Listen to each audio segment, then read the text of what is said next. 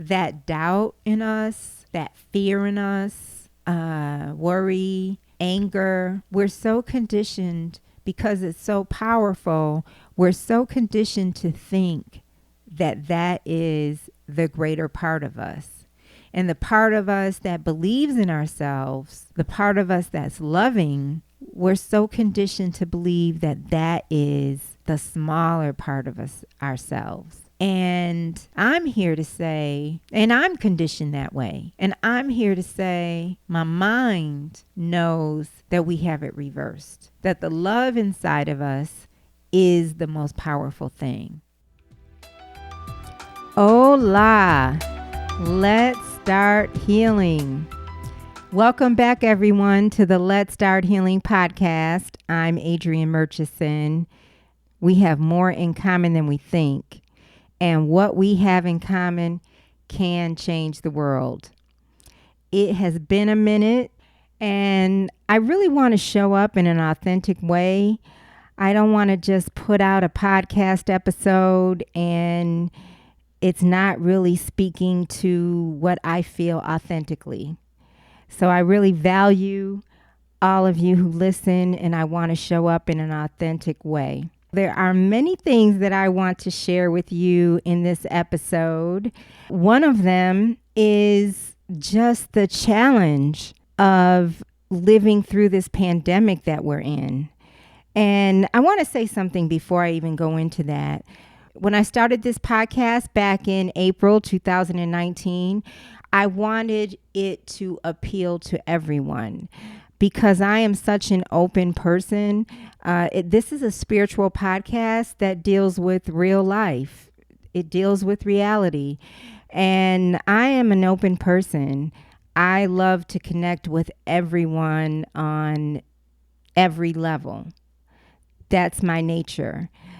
And so I've been a little bit sensitive about things that I might bring into this podcast that are important to me and speak to my truth. Because although I'm open to all kinds of spirituality and all kinds of different people, I've been sensitive that maybe all of you listeners are not that way. And I don't necessarily want to turn you off, because I want to appeal to everyone. But you know what? I had a boss one time, and he basically said, well, he said a lot of different things that boiled down to, you can't kiss every behind all of the time. You know, you have to speak to who you are, and hopefully that truth resonates. And when it comes to spirituality, for me, when it comes to God, and I know everyone doesn't call who I call God. You know, people call that divine, all different names. Allah, just all different kinds of names that really represent the same power, the same divine energy that I happen to pin a name to called God. And I believe that loving energy, the truth of that loving energy is the same no matter what faith we come from.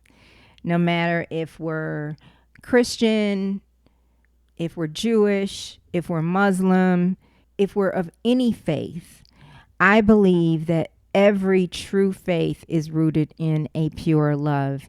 And so hopefully this podcast speaks to you in that way. This is only meant to come from a place of love, even when I may express some emotions that bring up anger in me around race. Because in addition to this pandemic that we're in a place of unrest around our country around race. And that is an important issue to me as a woman of color, as a Black woman. But what I want to get to today is hopefully they'll all be connected. I will start with just trying to navigate this pandemic. It has been a real trial for me, and that's probably one of the reasons that I have stayed away a little bit, because it's really been something to navigate. I don't know how many of you who are listening are alone or feel loneliness. But that's something that I have had to bear and work through in these last months. It's July right now, and we've been in this pandemic since March. And it's been something for me. I'm by myself most of the time. I live alone. I do a lot of Zooms through work or through different activities that I'm involved in, and especially around spiritual discussion groups. And it's not the same as connecting with someone in person. Something that's really resonated for me through the pandemic and also through all of the social unrest since the death of George Floyd is how many of us are very different, and just human connection. How human connection is really something. I always like to describe myself under this umbrella that some of you have probably heard a lot, that we are spiritual beings having a human experience. But this human part of ourselves, this human part of me, needs physical connection, longs for physical connection, enjoys physical connection. So it's been something to just not be able to go out to dinner with good friends, not be able to meet for drinks, even in my discussion groups that I'm a part of. One of them that I attend usually on Sunday mornings in person. Now we're doing it through Zoom, but it's a really diverse group. It's a mix of black and white, young and older people, and in between, in terms of age groups. And to be able to look at people, for me, I'm speaking for myself. I don't know how everyone else feels, but to be able to look at the other members of the group and just see their spirit and maybe talk about race, maybe talk about an issue that's coming up around another person in my life. And it could be a personal issue and have nothing to do with color. But if it has to do with color, I could look at someone who doesn't look like me and see them, in love and as a human being.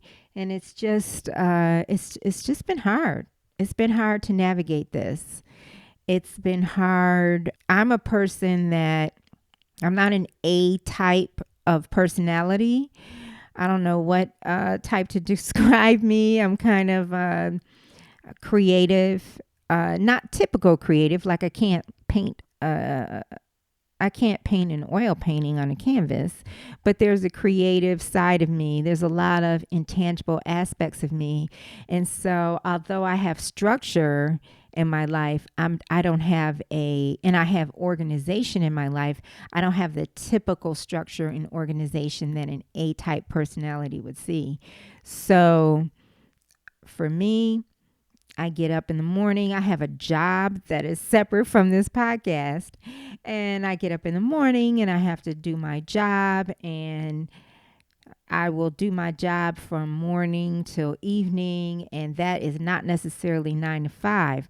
I might get online with my job at 6 or 7 or 8. I might start actually doing some work. They might not know I'm there, but I'm actually doing some work. And then I might not finish that job until evening, night. It depends on what's going on related to the job. So it could be a 12-hour day. It could be an 8-hour day. It could be longer than a 12-hour day. And I'm going to tell you something. I might be in my pajamas the whole time. I might not take a shower until it's evening time and I need to take a shower and slap on some makeup and fix my hair so I can look decent to go to the store. And it's 8, 9 o'clock at night.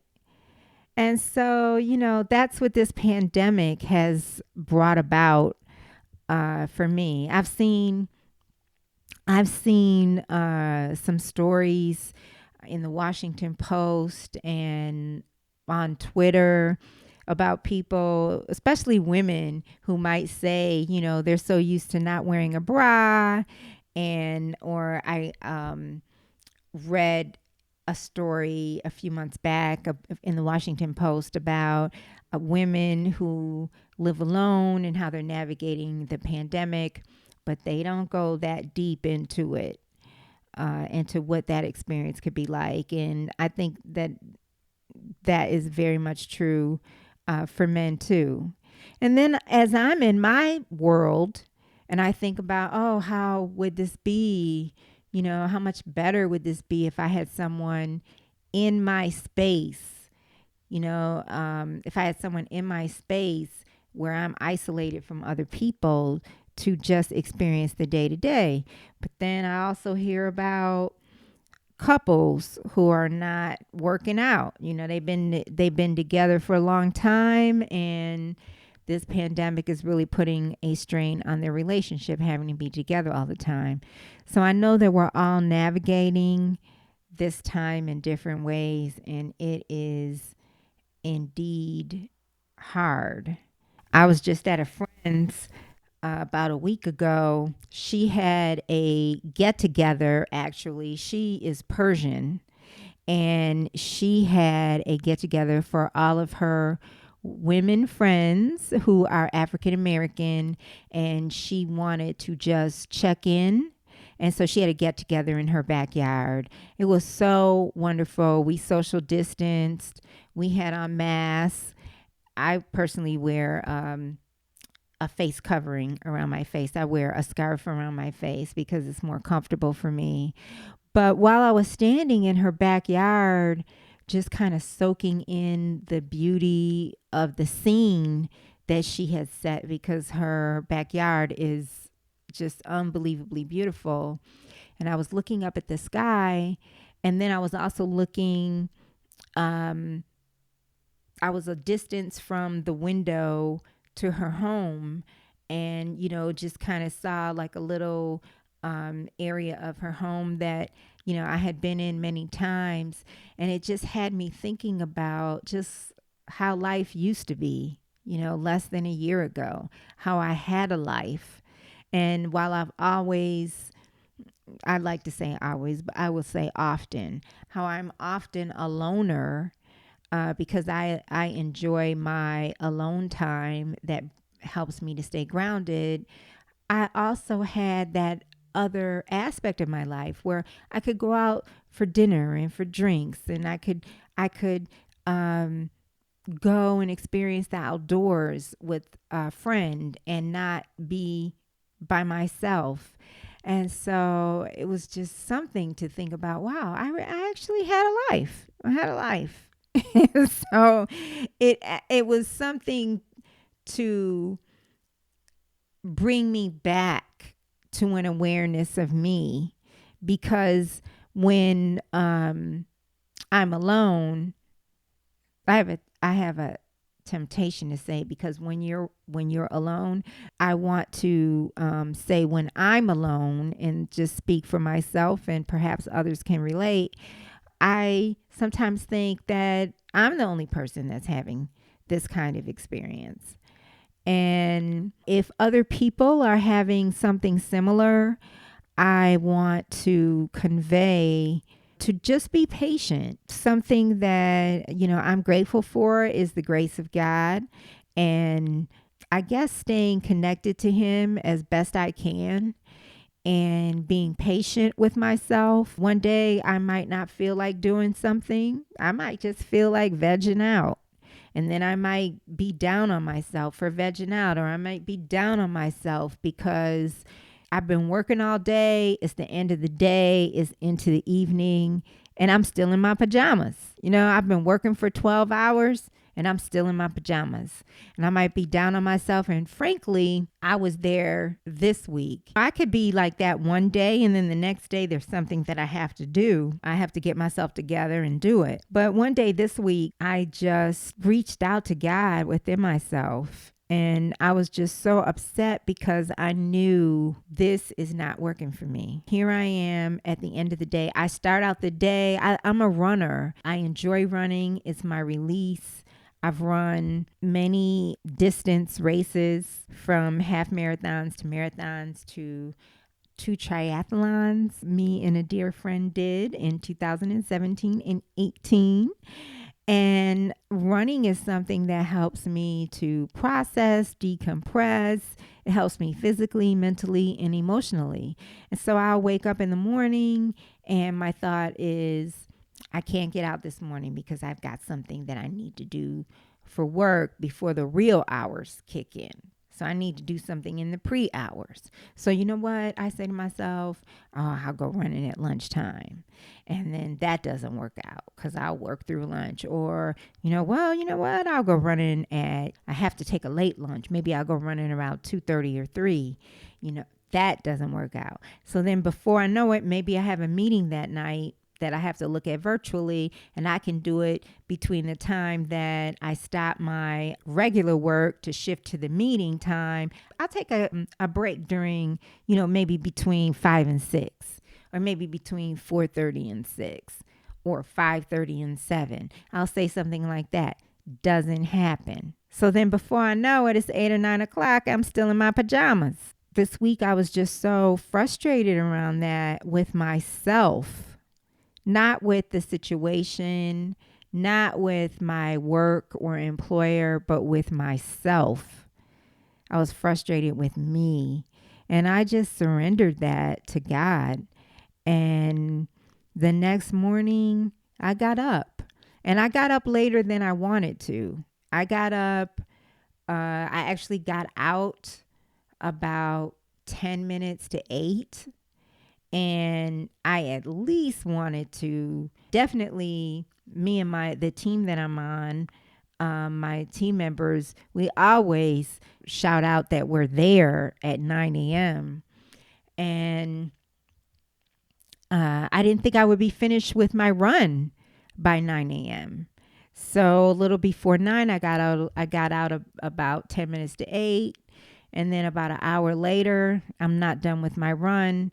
But I say, hey, I send a note. I won't be online until 9:30.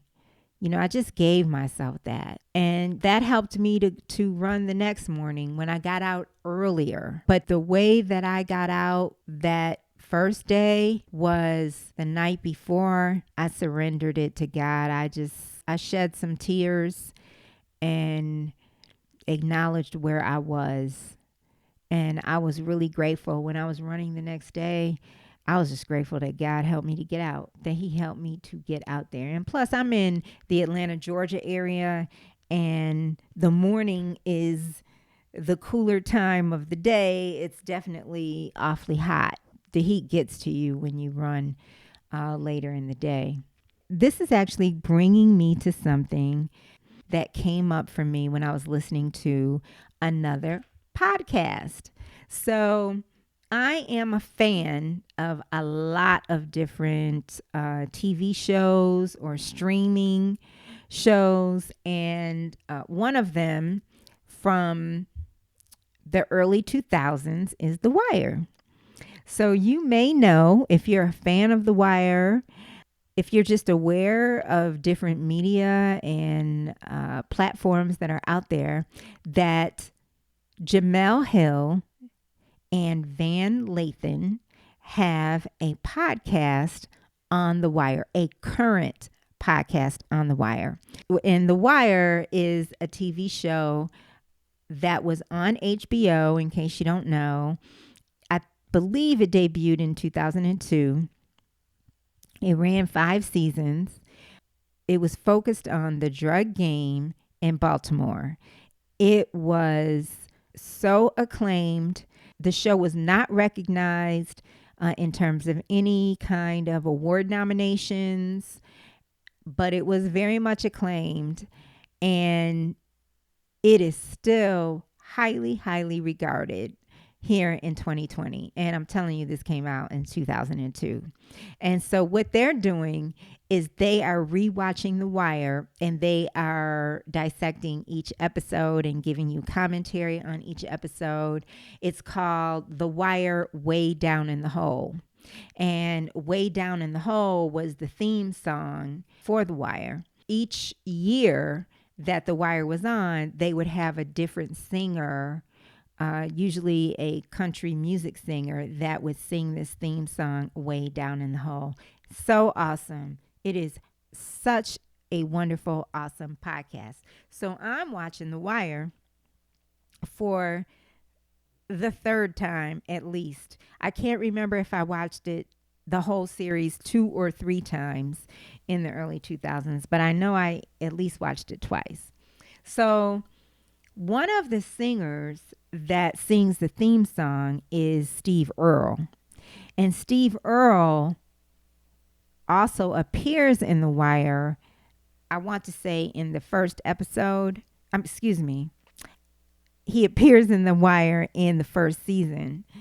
He is a recovering addict, and he makes a comment that a friend who is in a 12-step program. This friend is in Al-Anon, but I have several friends who are in 12-step programs. And this friend brought up something to me that Steve Earle said in the first season, which I was watching not that long ago. Now I'm on to season 2. And he first appears during a 12-step meeting. And he's talking to other people who are addicted to whatever they're addicted to, whether it's alcohol or drugs or pain pills, whatever they are addicted to. And so he's saying to them, your disease is out there in the parking lot doing push-ups. And this is something that a friend shared with me maybe 2 weeks ago. And he was referring to yet another friend who said, I guess maybe this is a common phrase in 12-step groups. And this other friend had said to the person that I was talking to, hell no, the disease isn't out in the parking lot. It's right here, right now in this space. And so that's been on my mind because I study a spirituality called A Course in Miracles. And I've shared that before. And A Course in Miracles really tries to help us understand that we have a spiritual side of us. We have a side that is connected to God, a side of us that is holy. And we have a side that, we're aware of that is our human side. And on that human side is where we have fears, where we experience anger, where we're worried about things. Maybe we are manipulative and calculating. And so those aspects of our human side in A Course in Miracles is referred to as our ego. And the part where we're trying to connect to God, where we long for God, the Holy Spirit, Jesus, Allah, whoever that higher power is for us, that is our spirit side. And so I'm oversimplifying this. So the book tries to get us to understand that our true self is our spirit side, and that, that part of us that is afraid is our ego, and that which we're afraid of isn't real. It's a figment of our imagination. Like we could be afraid of something that hasn't even happened or isn't even going to happen. And if it does happen, according to A Course in Miracles, it's not real. According to A Course in Miracles, this space that we're in now is really an illusion. It's a dream, for lack of a better word. I mean, that is the word that's used. I want to get to a point with you, and so I'm trying to lay the landscape as I get to my point and I get back to The Wire and what Steve Earle what his character said. To do that, I want to bring it to myself and say that there is an aspect of me that is able to connect with God in a way, and I'm not the only one. I'm just trying to say what my experience is. And I'm so 1,000% aware that we can all do this. But there's an aspect of me that can connect with God. And I have all kinds of different blessings in my life. I might hear God.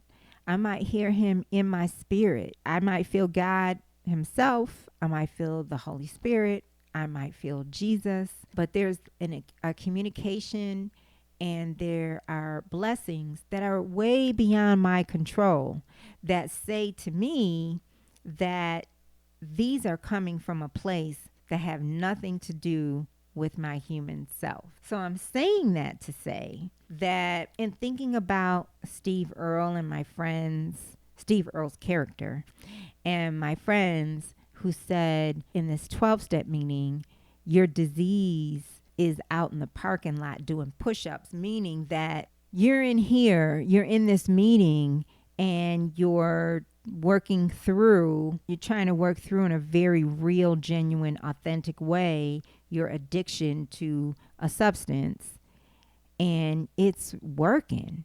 Oh my God, it feels so real. But out there in that parking lot, when you leave here, that thing's going to be back on you.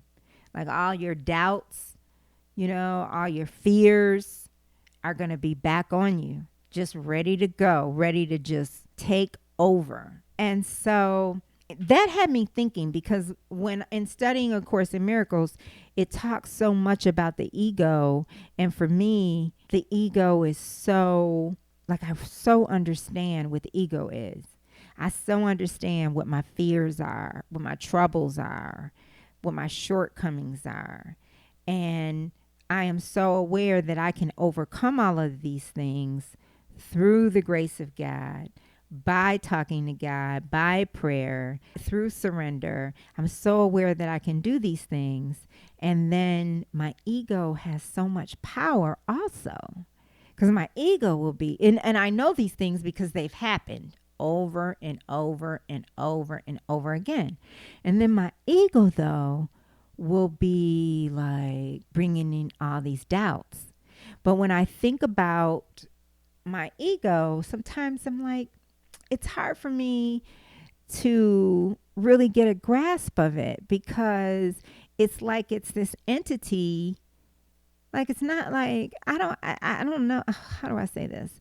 I haven't understood and been able to present something real beyond the concept of the ego in my mind. So when am I supposed to understand there's some living entity in me that is beyond my control? It's like, what do I have? An angel on my left shoulder and a devil on my right shoulder? I mean, that doesn't make any sense to me, although we've all heard that analogy. And every time I think of that analogy, I think of the Flintstones for some reason. I feel like there was an episode around that. But when I think about this analogy from The Wire and my friends about how there's this disease in the parking lot, I don't know, it just brings me some more understanding. I was thinking about this and the word disease. And, when we hear disease, we think of an illness such as cancer or heart disease or diabetes. Or if we think of it in terms of substance abuse, we might think of alcoholism or drug addiction. And to me, they all come back to the same thing: dis-ease. There is a uneasiness within our bodies that creates these things. Dis-ease.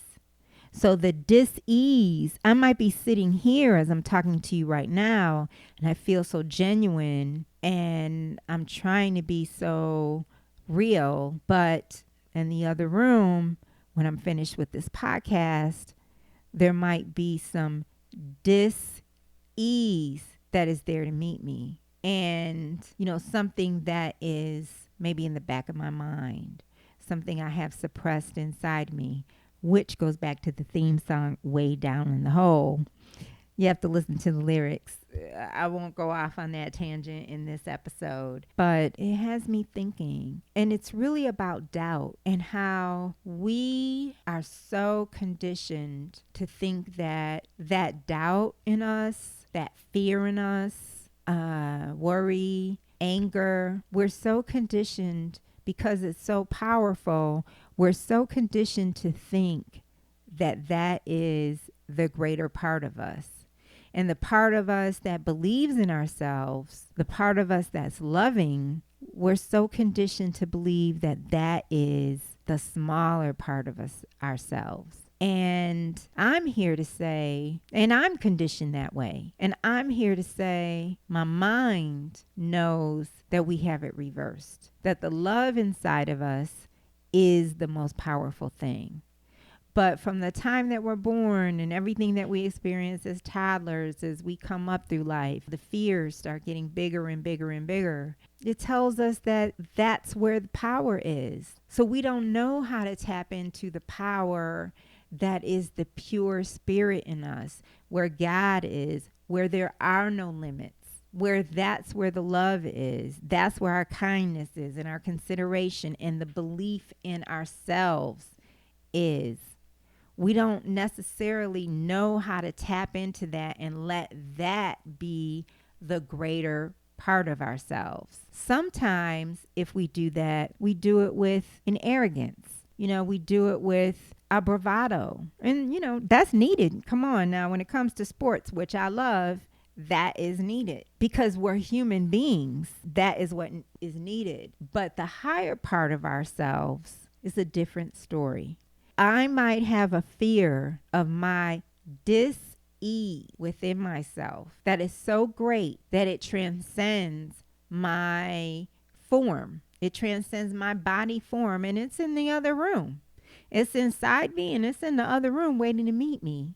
Well, the love of God is even bigger than that. And that is so easy to forget experiencing this day-to-day stuff that we experience every day between this pandemic and the deaths that we see around race, the injustice that we see around race, the injustice that we see around humanity, around women, around class and income.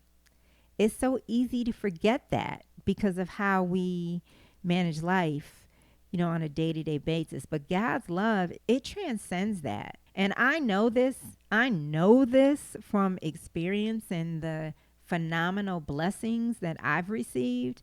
And it's hard for me to remember sometimes. And so I want to share something from A Course in Miracles that speaks to this. And it is referring to grandiosity, which would be our ego, and grandeur, which would be our highest self. And it is referring to how we can be so attached to this human form that we're in that we let go of the power of our spiritual selves. And I know this can all sound a certain way and it can be poo-pooed, but number one, how many people go to church on Sunday, tune into Zoom, or back in normal times would show up at their church on Sundays, hoping to connect with something that was more powerful than themselves? How many people, and this is where I fall, wanting to connect with that spirit, with God's spirit, that is in a way that, we hear each other when we're talking to each other side by side, want to connect with God in such an intimate way. I mean, all of us want to believe in something greater than ourselves. And I'm suggesting that we are limiting what that greatness is. We are limiting that power of our greatness.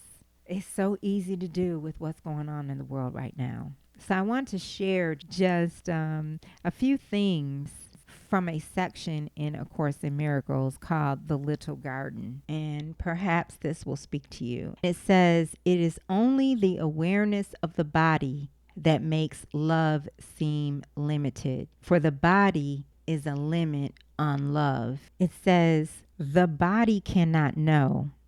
And while you limit your awareness to its tiny senses, as in the tiny senses of the body, you will not see the grandeur that surrounds you. God cannot come into a body, nor can you join him there. Limits on love will always seem to shut him out and keep you apart from him.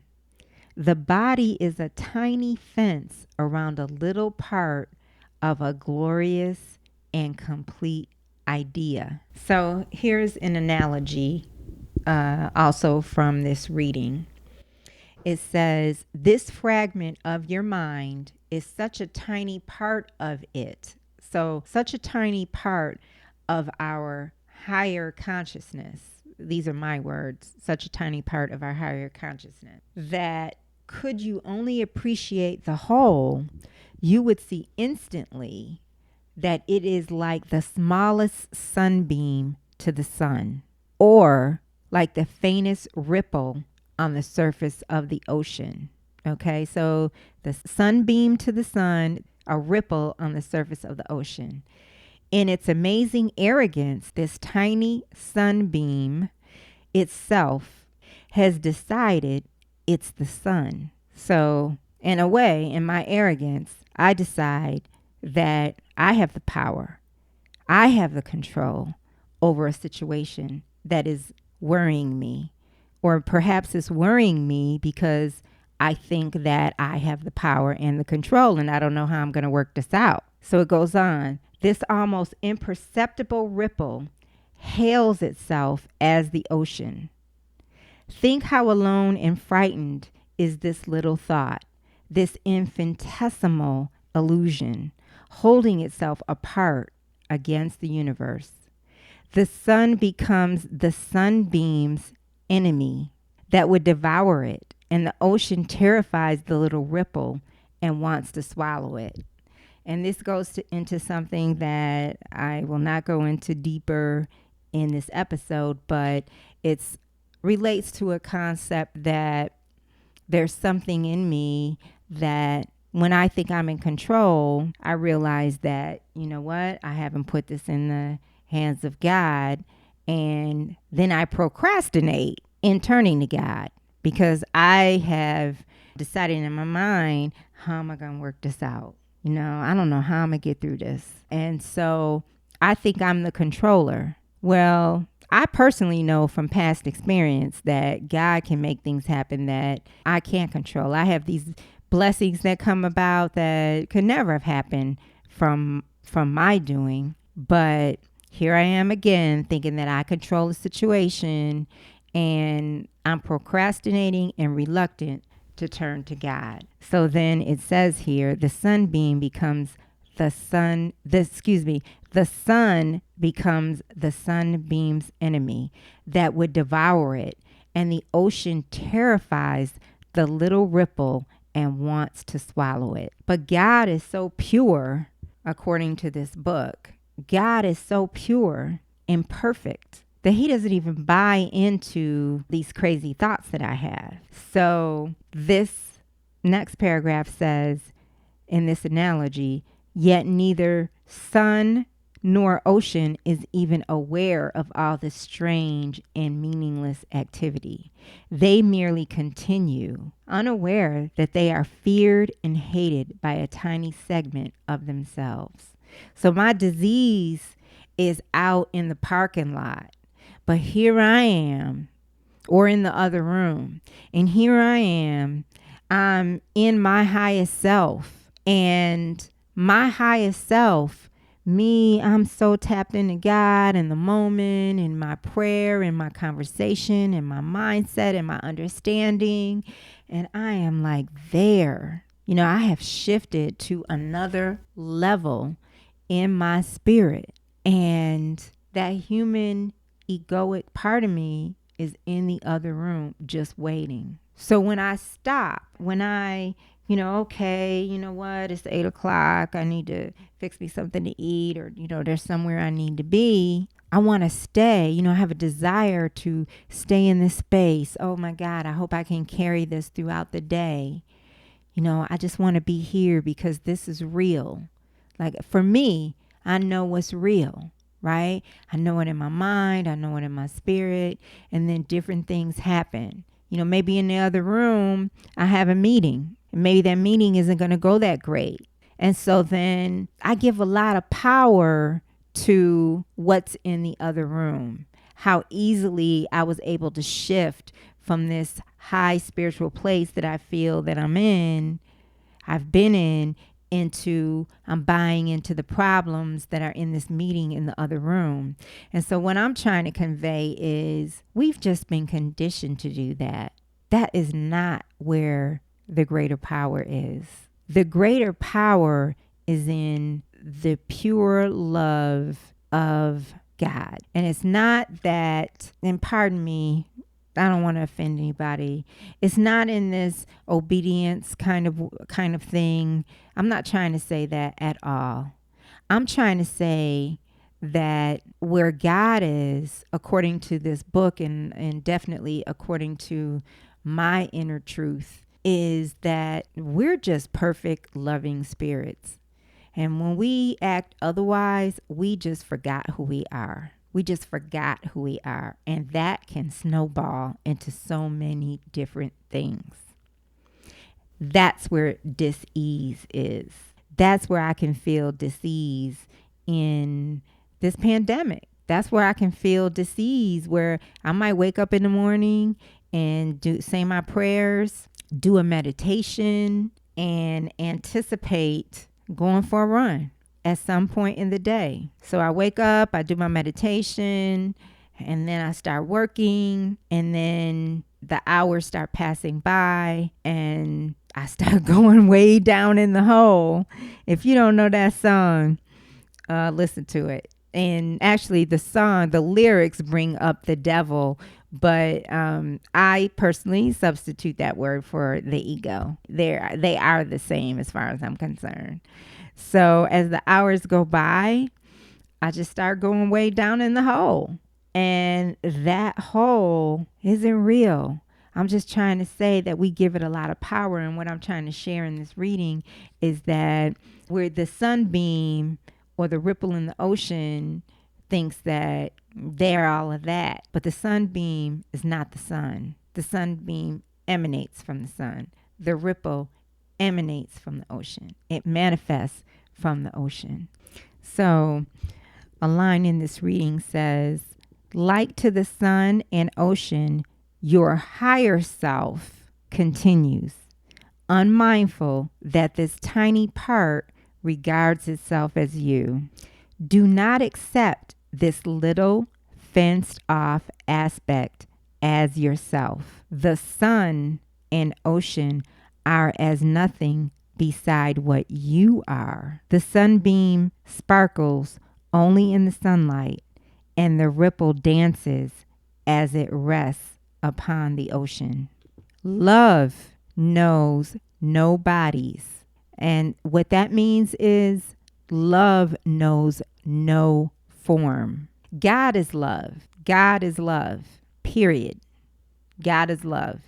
So God doesn't, when I die, when I'm gone, there's something in me that is more than my body. If you've ever seen a dead body, that is such a realization of how we are not our bodies.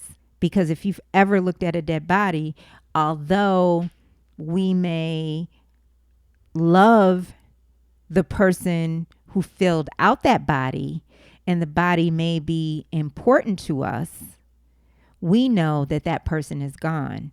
That's why we might hear, if there was a plane crash, God forbid, or, if there was a plane crash in the past, we might hear how many souls were on board. Because there's a part of us that understands we're not our bodies. There's something that is beyond our bodies. So this line says, love knows no bodies and reaches to everything created like itself, which is who we truly are. We are extensions of God. God is love. We are an idea in the thought of God. We are an extension of Him. Love knows no boundaries and reaches to everything created like itself. Its total lack of limit. There's no limitations. If I have the ability to just surrender that, its total lack of limit is love's meaning. I'm going to stop here. I just want to read a little note that I wrote to myself in this reading, and I was just reading different lines from this section in A Course in Miracles. But I wrote something on the side in a note. I wrote, in meditation, I met God outside of my body when my soul transcended. So when my soul transcends out of my body, that's where I meet God. That has been on my mind since I woke up this morning because it's just been on me. That line really helped me from The Wire when he said your disease is out in the parking lot, because sometimes when I'm trying to grasp my ego, sometimes I understand the concept, I understand the reality of it, and then sometimes it's referred to as if it were, some kind of snake inside me, something that, is just controlling me. And it's been something that I'm like, well, I know that's not true, but then, at the same time, there is some truth to that. But then there's something that helped me to get there with the word disease and dis-ease, and how that dis-ease can be with me throughout the day. I can carry that thing throughout the day. I'm going to end here because in the next episode, I want to talk a little bit about relationships. But this thought of what I'm saying is bringing me to relationships and the song Good Morning Heartache. Because when I think of romantic relationships and heartache, where I really felt it in my heart, I can think of one in my past. When I've had a broken heart in the past, I've just felt like this ache in my stomach. Oh my God, that ache. I couldn't stand that ache. And that ache to me is dis-ease. Dis-ease. That right now I'm equating it with heartache, but it's bringing a reality for me of how I can let some things take control. It could be worry. It could be anger. It could be heartache, troubles. How is this going to work out? How am I going to get through this? Or a feeling, an emotion of feeling lonely. And that is not the higher part of myself. It's just a feeling. It's just dis-ease that I have given power to. And I know, and even the hope that there's something else is powerful. If in some way you're not relating to what I'm saying, or maybe not understanding what I'm saying, just the hope of something is power. That is power. And I'm only trying to say that we tend to underestimate that. And these are some things that have come to me in navigating this time. And it is helping me to heal. It's helping me to heal many different things. I am going to close with something from A Course in Miracles that is trying to help us connect with the love of God that is inside of us. And the title is Love Created Me Like Itself. It says, holiness created me holy. Kindness created me kind. Helpfulness created me helpful. Perfection created me perfect. It says, we are trying today to undo your limited, a word I'm using. We are trying today to undo your limited definition of God and replace it with His own. We are also trying to emphasize that you are part of His definition of Himself. You are part of God's definition of himself. If love, and God is love, if love created you like itself, this self must be inside you. And somewhere in your mind, it is there for you to find. So, thank you for joining us, and I'll see you next time. Let's start healing.